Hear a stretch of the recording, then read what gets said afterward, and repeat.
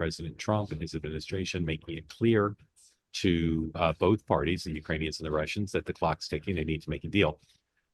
Fascinating soundbite from President Trump in the Oval Office photo op with European officials, in which you'll hear just lines that will be familiar to you, in which he seems to be leaning angry at Russia for last night's attack, leaning sort of into Ukraine, but also being somewhat critical of Ukraine. And he talked about this question of Crimea, and you'll hear him explain pretty clearly, if the Ukrainians think there's going to be a final deal that doesn't involve giving the Russians formal control of Crimea, they've got another think coming. Please roll number one.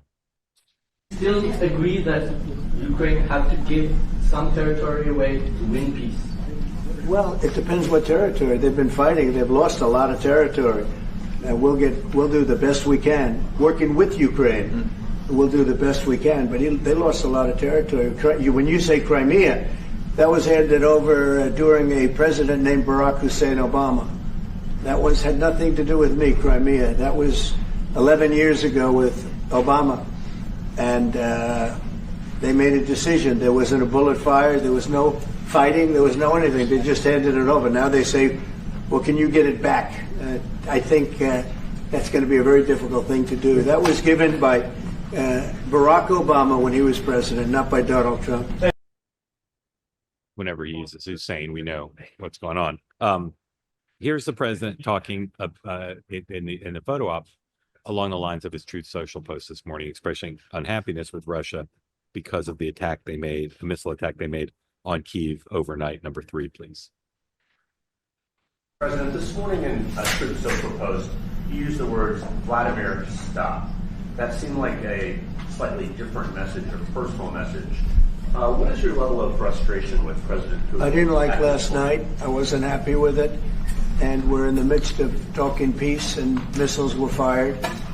And I was not happy with it. That's what I meant, and that's, what it is.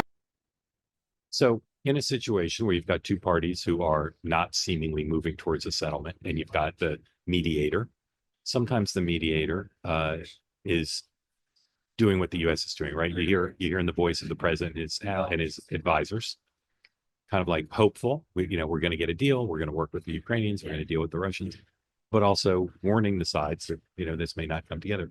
I don't get the sense that either party really feels like this is a do or die moment for a deal, which is what the United States is saying. Here, same photo op, Secretary of State Marco Rubio expressing his view of where the negotiations stand. Number 2. So what would you say? Well, first of all, what was put before our partners was options to discuss about things that it would take to end a war. This war is endable. Both sides just have to agree to it. We've shown them a pathway forward. We've discussed those ideas. It was a good meeting yesterday. There'll be good meetings over the weekend. We've shown them the finish line. We need both of them to say yes. But what happened last night with those missile strikes should remind everybody of why this war needs to end. It's horrible those missiles landed. What's even worse is there are today people that were alive yesterday that are not alive today because this war continues, and the president wants to stop it. And everyone should be thanking the president for being a peacemaker and trying to save lives. That's what we're trying to do here. It's not our war. We didn't start it, as you know. But we're trying to end the dying. We're trying to end the destruction. And we've shown the path forward. We can see the finish line, but both of them have to get there. We're going to do everything we can to help them get there, but they have to ultimately say yes. And we are using a lot of pressure on both. If you think we're just in there because we're nice people, and we are nice people, but we're using a lot of pressure on both. It does not appear to me the United States has sufficient pressure to get these two parties who don't really seem to want a settlement to make a settlement.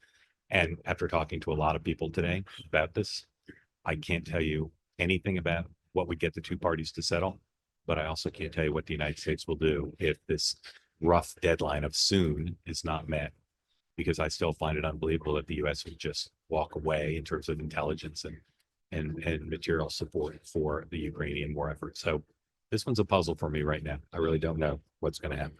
Hey, want to be part of the Two-Way community all the time? Hit the subscribe button.